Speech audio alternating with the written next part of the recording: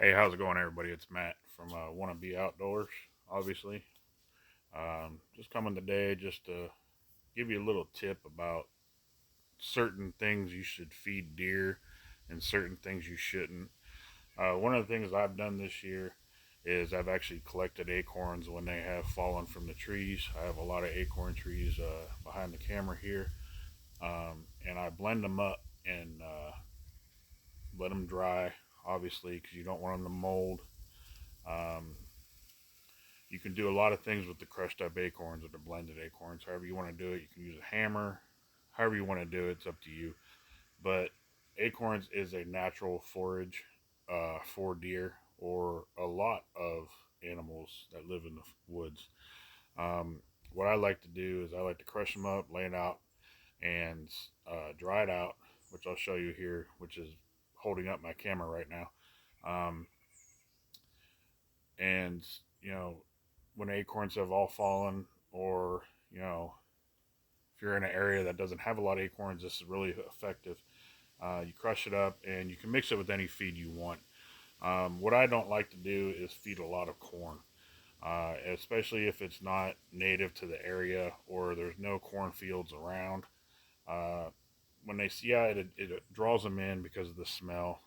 It fattens them up, but in weather like Arkansas has, right now it's about 80 degrees, and it'll get them sick if they eat too much of it. But what I do is I usually mix it up with all grain. All grain is my go-to.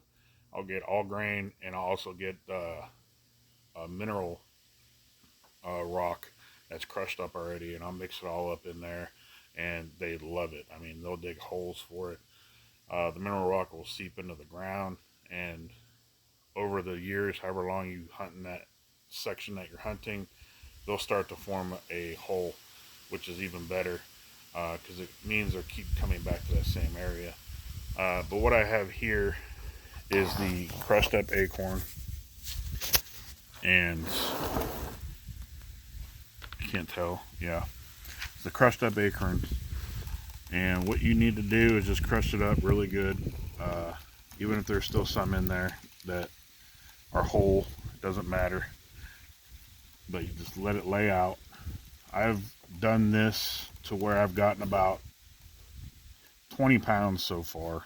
It's not really a lot, but when you crush it up, it is. This is 3 pounds. I mean, and it's a lot. Uh, this will suffice for a couple months because you don't need a lot when you put it out. It's the smell. The smell is what brings them in, and they get it, and they know it's there.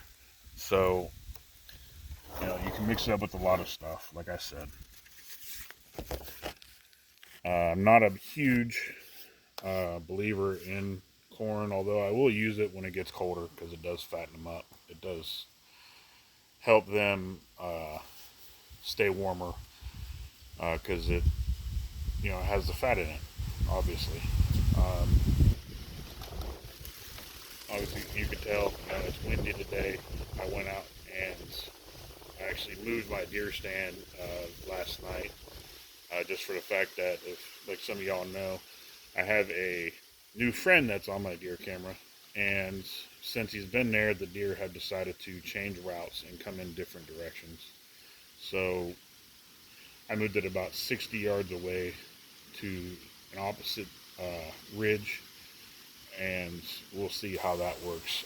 Me going in there last night really didn't seem to affect them because I went in today and put out my new camera that I had won, and pulled my old camera out and moved it, and I grabbed the SD card, and there were deer in there about 9 o'clock.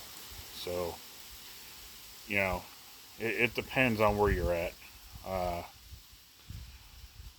but yeah, acorns, if you can, I mean, you can probably pick a lot more than I did, especially if you have kids that like to be outside and whatnot. Go out there and help you pick acorns. Um, I usually don't like to get the cracked ones. Uh, I don't know how that would work uh, since they've already been eaten, whatever. English is hard. But yeah, that's just my little tidbit video. you want any more tips, you can go see Off the Hook Outdoors. Ted, he puts out a lot of videos on hunting, a lot of good videos with a lot of products like rub line. He recently got a PA buck.